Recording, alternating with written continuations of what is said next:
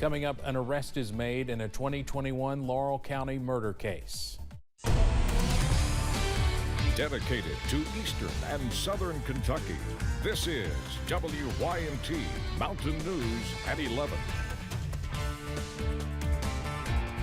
Good evening, I'm Steve Hensley. All watches and warnings have been canceled after a few severe storms impacted parts of the mountains earlier this afternoon. Meteorologist Evan Hatter has the latest on what to expect overnight. Evan? That's right, Steve. We continue to see quiet weather working its way back into the mountains. The last two counties under that tornado watch were allowed to expire at 10 o'clock, so we are not under any watches, warnings, or advisories right now. And that's the way I think it's going to stay as we head into the overnight. Upper 50s right now, UVA-wise camera.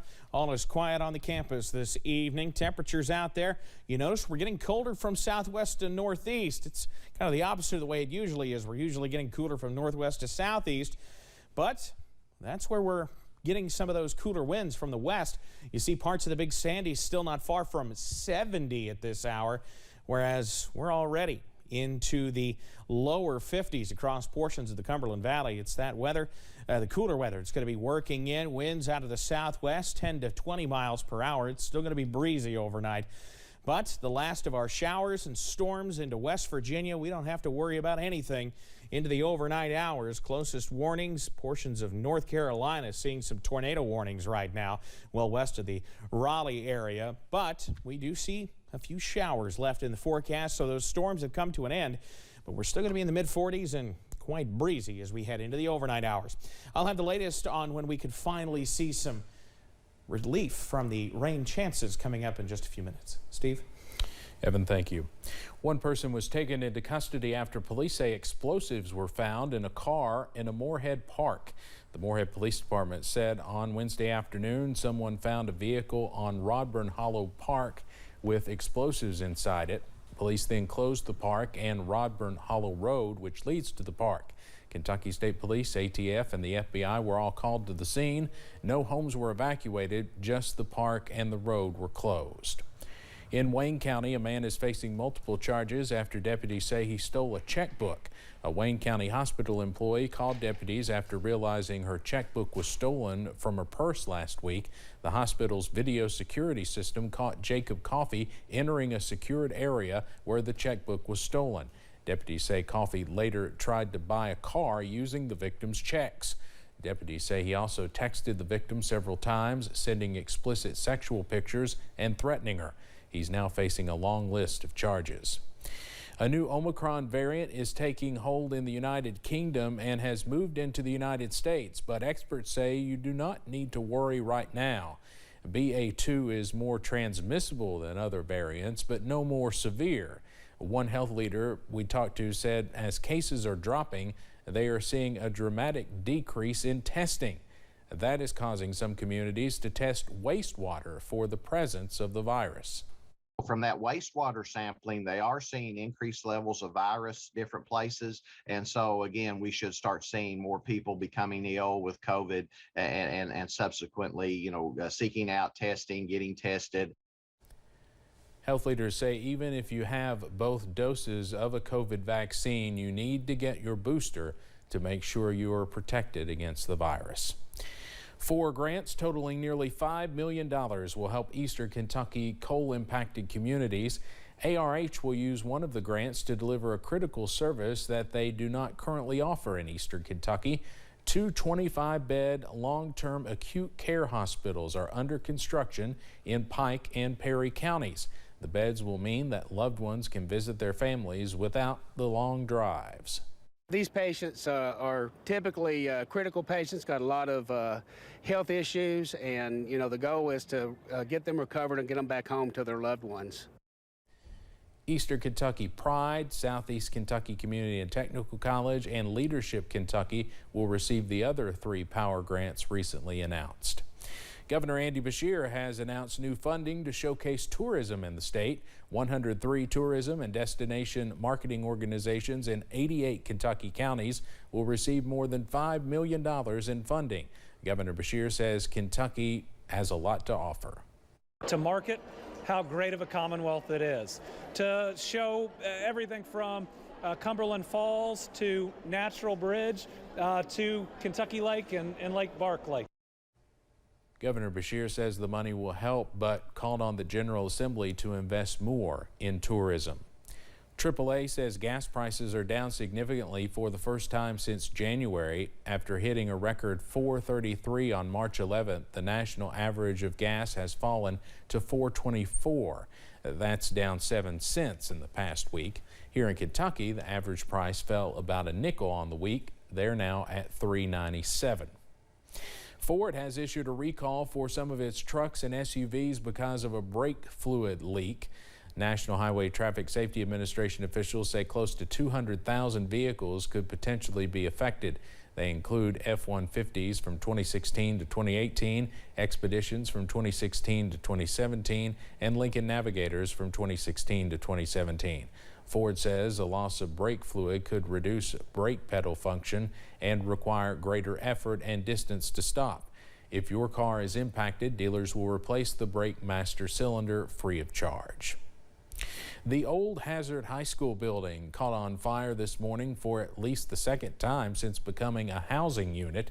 Those living in the building were evacuated and forced to find somewhere else to stay, at least temporarily.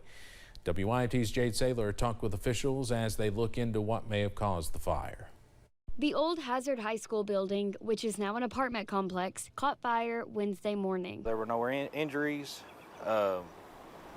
We had, I think, 25 to 30 people that are displaced, and they've been assisted by various organizations to get housing for the next few days. The bigger problem was finding housing and transportation for those that had to be evacuated. We contacted the Red Cross, and then we contacted KRCC, and then we contracted the Housing Authority, and all the people came up, and then, they helped us get all these people that's displaced into housing in a very timely manner. Hazard Mayor Happy Mabellini compared this fire to the downtown Grand Hotel fire back in 2015, but said thanks to all the help, things moved quick and easy. Unlike the Grand Hotel, at least right now, these people have a place to stay this next week or two until the fire marshal releases the building back where they can move back in. City officials, the Hazard Fire Department, Police Department, and various organizations worked together all morning to get them sheltered by mid-afternoon. Well, it's chaotic, and a lot of these people are the most vulnerable people in society. I mean, they're elderly, they're in wheelchairs, they're on oxygen. LKLP sent transportation for those in wheelchairs. Hazard City Schools sent a school bus to transport the others. In Hazard, Jade Saylor, WYMT Mountain News.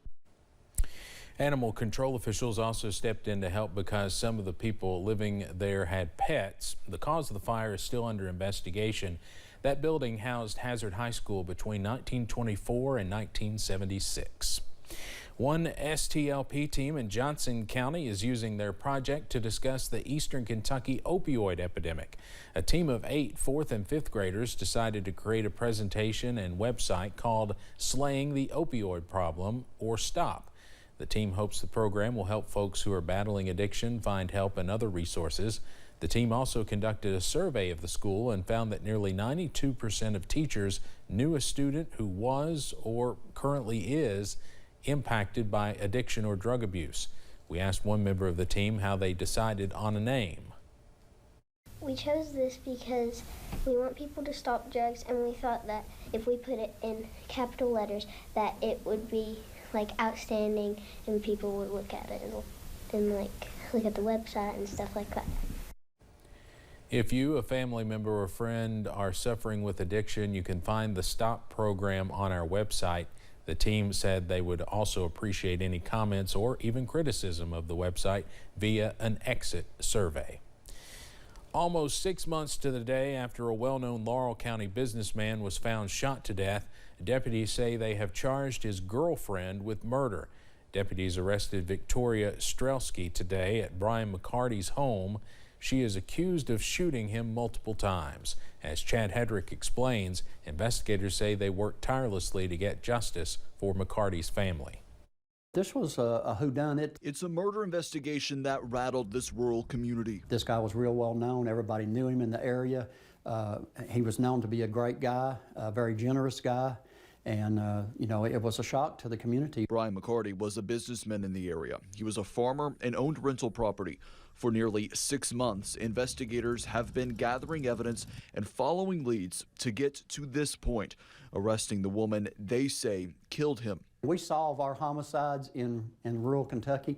Usually it's a smoke and gun type case where the individual's still there and they got into an argument or they were drinking. But this case was not as simple. The lead investigator clocking several hours to find a suspect. Our lead detective on that, Detective Taylor McDaniel, he practically lived and breathed working on it day and night until we got closure for the family. There are still many questions about why Victoria Streleski allegedly killed McCarty, who was called his soulmate in his obituary. Deputies arrested her Wednesday at McCarty's home, giving some answers to a family that's been grieving. In the end, we got closure for the family. Chad Hedrick, WYMT Mountain News.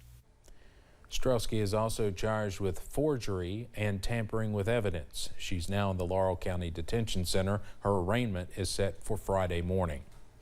6th graders at Pikeville Elementary spent the day frozen in time. The annual Living Wax Museum brought community members to the school as students presented speeches about specific influential public figures. Students compiled research and speeches complete with props and costumes after drawing their subject at random earlier this semester. A project those involved say brings out new things in every student.